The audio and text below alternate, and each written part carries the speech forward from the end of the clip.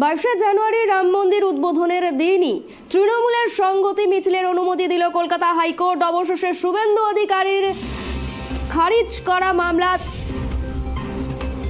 অধিকারীর আবেদন খারিজ করে দিল হাইকোর্ট। শর্ত সাপেক্ষে অনুমতি দিল তৃণমূলকে।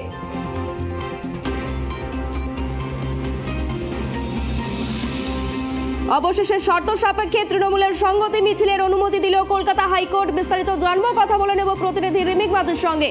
রিমিক, এই কদিন যে উত্তেজনার পারদ চড়েছিল 22শে জানুয়ারি অযোধ্যায় রাম মন্দির উদ্বোধন একাধারে, অপরদিকে তৃণমূল সুপ্রিমো মমতা বন্দ্যোপাধ্যায় তিনি ঘোষণা করেছিলেন তৃণমূলের সংহতি মিছিল, আর যার আজ কলকাতা হাইকোর্ট সেই মিছিলের অনুমতি দিলেন। কি কি শর্ত দিলেন এবং কি বললেন কলকাতা হাইকোর্ট? দেখো প্রিয়াঙ্কা, আজকে এই মামলার শুনানি হয় এবং কলকাতা হাইকোর্টের প্রধান বিচারপতি টি.এস. শিবজ্ঞরাম এবং বিচারপতি হিরণময় ভট্টাচার্য ডিভিশন বেঞ্চে। সেখানে কিন্তু আজকে আদালত যেটা জানিয়ে দিয়েছে যে বেশ কিছু শর্ত সাপেক্ষে কিন্তু আগামী 22শে জানুয়ারি রাম মন্দির উদ্বোধনের দিন মমতা বন্দ্যোপাধ্যায়, তৃণমূল নেত্রী মমতা বন্দ্যোপাধ্যায় যে সংগতি মিছিলের ডাক দিয়েছেন সেই মিছিল শর্ত সাপেক্ষে করা যাবে বলে আজকে অনুমতি দিয়েছে। এই মিছিল যাতে না হয় বা মিছিলের দিন পিছিয়ে দেওয়ার জন্য এবং যাতে কোনো রকম অশান্তি বিশৃঙ্খলা, রাজ্যের আইন শৃঙ্খলার পরিস্থিতির অবনতি না করে সেই জন্য কেন্দ্রীয় বাহিনী মোতায়েনের রাজ্যে আবেদন জানিয়ে কিন্তু কলকাতা হাইকোর্টের দ্বারস্থ হয়েছিলেন বিরোধী দলনেতা শুভেন্দু অধিকারী। তার দাবি ছিল যে রাম মন্দিরের যে অনুষ্ঠান রয়েছে গোটা দেশ জুড়ে তাকে কাউন্টার করতেই উদ্দেশ্য প্রণোদিত ভাবে তৃণমূল কংগ্রেস এই মিছিলের ডাক দিয়েছে।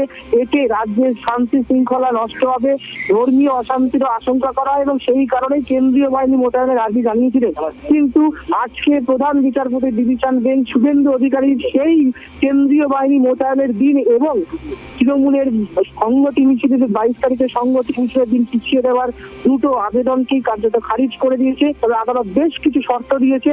কি শর্ত দিয়েছে? আদালত বলেছে মিছিল থেকে কোনো রকম কারো কোনো ধর্মীয় ভাবাবেগে আঘাত হয় এই ধরনের কোনো স্লোগান বা হেড স্পিচ দেওয়া যাবে না, প্ররোচনামূলক বা উত্তেজনামূলক কোনো মন্তব্য করা যাবে না বা স্লোগান দেওয়া যাবে না।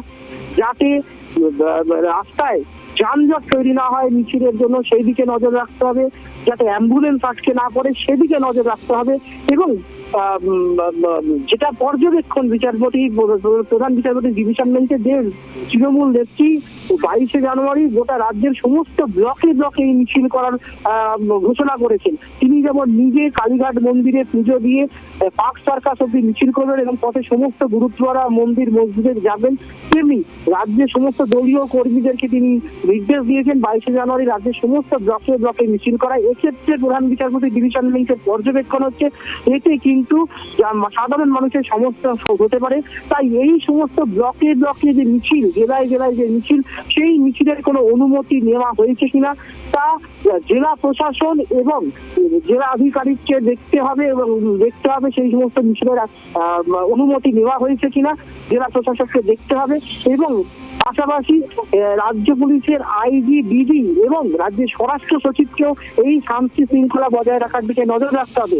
পাশাপাশি আজকে আদালত আরো যেটা গুরুত্বপূর্ণ কথা বলেছে, যদি কোনো অপ্রীতিকর ঘটনা ঘটে তাহলে সেই ঘটনার দায় সম্পূর্ণভাবে বর্তাবে কিন্তু আয়োজক, মিছিলের আয়োজক দলের ওপরে এবং যদি কোনো ব্যক্তি যদি আদালতের নির্দেশকে অমান্য করে তাহলে সেটাও কিন্তু শাস্তিযোগ্য অপরাধ বলে বিবেচিত হবে। এই শর্তগুলো দিয়েছে এবং আজকে যেটা বিচারপতি প্রথমেই শুনানিতে জিজ্ঞাসা করেন যে এই 22শে জানুয়ারি যদি এই সংহতি মিছিল হয় তাহলে তার কি প্রভাব পড়তে পারে, সেটা তিনি জিজ্ঞাসা করেন হচ্ছে শুভেন্দু অধিকারীর আইনজীবীর উদ্দেশ্যে। তখন শুভেন্দু অধিকারীর আইনজীবী যেটা বলেন, এটা রাম মন্দিরে উদ্বোধন রয়েছে আগামী 22শে জানুয়ারি অযোধ্যা এবং সেই জন্য গোটা দেশ জুড়ে অনুষ্ঠান, সেইটাকে কাউন্টার করতে উদ্দেশ্য প্রণোদিত হবে তৃণমূলের পক্ষ থেকে এই মিছিলের ডাক দেওয়া হয়েছে।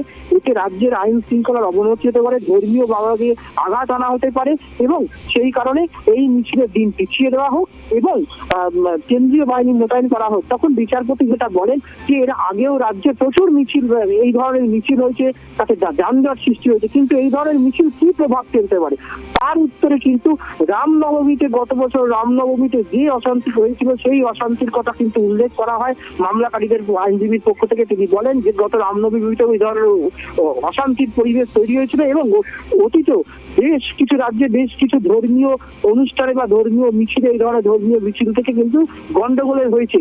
সেই কারণে ওই দিনকে এই মিছিল পিছিয়ে দেওয়া হোক অথবা কেন্দ্রীয় বাহিনী মোতায়েন করা হোক রাজ্যে। কিন্তু বিচারপতি সব দিক বিবেচনা করে কিন্তু শুভেন্দু অধিকারী এই দুটো আবেদনই খারিজ করে দিয়েছে। শর্ত সাপেক্ষে আগামী 22শে জানুয়ারি রাজ্যে তৃণমূল কংগ্রেস বা মুখ্যমন্ত্রী বা তৃণমূল সুপ্রিমো মমতা বন্দ্যোপাধ্যায় যে সংগতি মিছিলের ডাক দিয়েছেন সেই মিছিল কিন্তু শর্ত সাপেক্ষে করতে পারবে তৃণমূল। এবং জেলায় জেলায় ব্লকে ব্লকে যে মিছিল, সেই মিছিলগুলোর অনুমতি নেওয়া হয়েছে কিনা সেগুলো জেলা শাসক এবং জেলা প্রশাসনকে দেখতে হবে, এবং যাতে কোনো রকম আইন শৃঙ্খলার অবনতি না হয়, সমস্ত পরিস্থিতি যাতে স্বাভাবিক থাকে সেই জন্য রাজ্য পুলিশের আইজি, ডিজি এবং স্বরাষ্ট্র সচিবকেও কিন্তু সের উপর তৎপর থাকতে বা নজর রাখতে নির্দেশ দিয়েছেন প্রধান বিচারপতি ডিভিশন বেঞ্চ। প্রিয়াঙ্কা, একেবারে ধন্যবাদ রিমিক। যেমনটা আমরা জানলাম যে অবশেষে তৃণমূলের সংগতি মিছিলের অনুমতি পেল, শর্ত সাপেক্ষে অনুমতি দিল কলকাতা হাইকোর্ট। 22শে জানুয়ারি রাম মন্দির উদ্বোধনের দিনই তৃণমূলের তরফ থেকে সংগতি মিছিলের ডাক দিয়েছিলেন মমতা বন্দ্যোপাধ্যায়। আর সেই মমতা বন্দ্যোপাধ্যায়ের সেই মিছিলের ডাক দেওয়ার পরই শুভেন্দু অধিকারী তিনি কিন্তু হাইকোর্টের কাছে আর্জি জানিয়েছিলেন ওই দিনটি পিছিয়ে দেওয়ার জন্য, এবং পাশাপাশি আরও কিছু আর্জি জানিয়েছিলেন তিনি। কিন্তু অবশেষে শুভেন্দুর আর্জি খারিজ করে দিল কলকাতা হাইকোর্ট এবং শর্ত সাপেক্ষে তৃণমূল কংগ্রেসকে সংগতি মিছিলের অনুমতি দিল বিচারপতির বেঞ্চ।